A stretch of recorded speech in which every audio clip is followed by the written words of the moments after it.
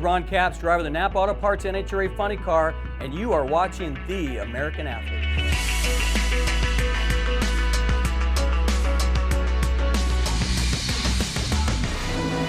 These classes, you know, they're doing burnouts as soon as those cross the finish line, so a lot of times like that.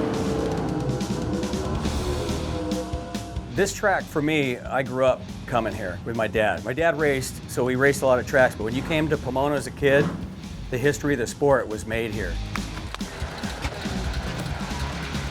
As I've come up through the ranks, it's pretty interesting to have my dad show up and kind of live vicariously through me as a professional racer. My first big gig, really, was driving for Don the Snake Prudhomme. Like, I played with his Hot Wheels and built his models when I was a kid. And so that first couple of years, you know, you fly in the jet, you get in a rental car, and I look over and I'm riding with one of my heroes.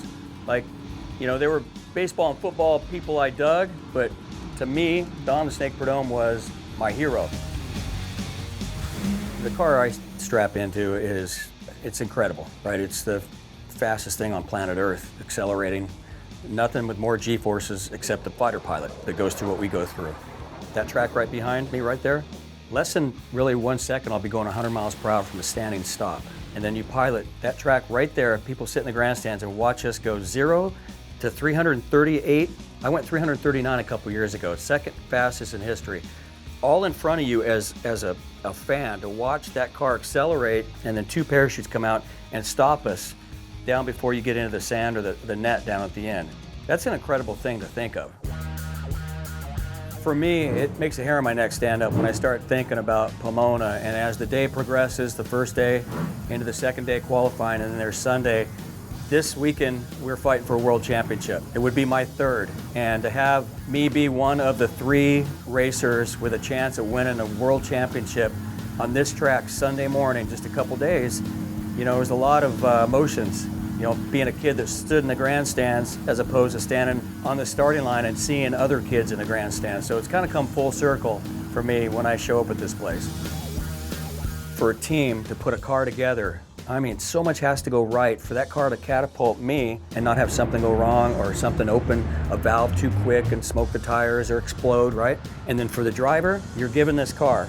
You know, you could take a Dale Earnhardt, put him in a 10th place car, right? And he could probably get that car to 5th or 6th place. Mario Andretti could probably take a 10th place car back in the day and get it up to 5th or 4th. We are given a race car that it's set up to go a certain speed in ET if everything is just perfect, and the car is kept right in the middle of the track, and everything is done exactly right. So it's basically given to us drivers in these Top Fuel and Funny cars to not mess up. So we can't make that car any better, but I can certainly make it worse. So there's a lot of pressure from that standpoint. You're doing the burnout, you're backing up, the stands are packed.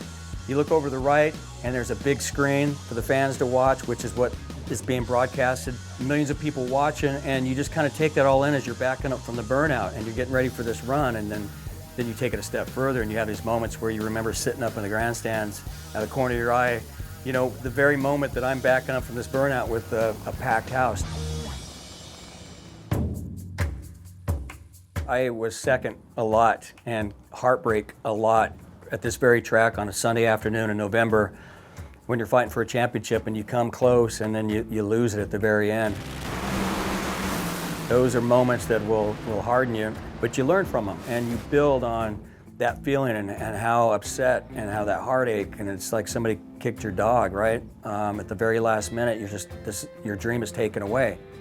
So when we finally won my first championship in Funny Car here at this very track, it was very emotional because I had finally broken through, and then we won another one last year, 2021, and then I became a team owner.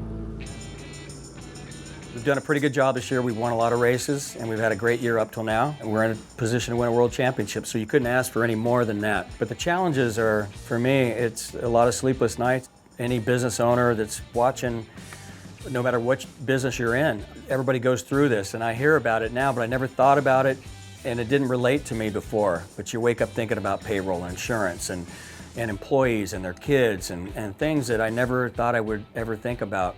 So from that aspect, it's changed me a lot. I feel like I've aged, 10 years in 1 year. So it's been a fun challenge.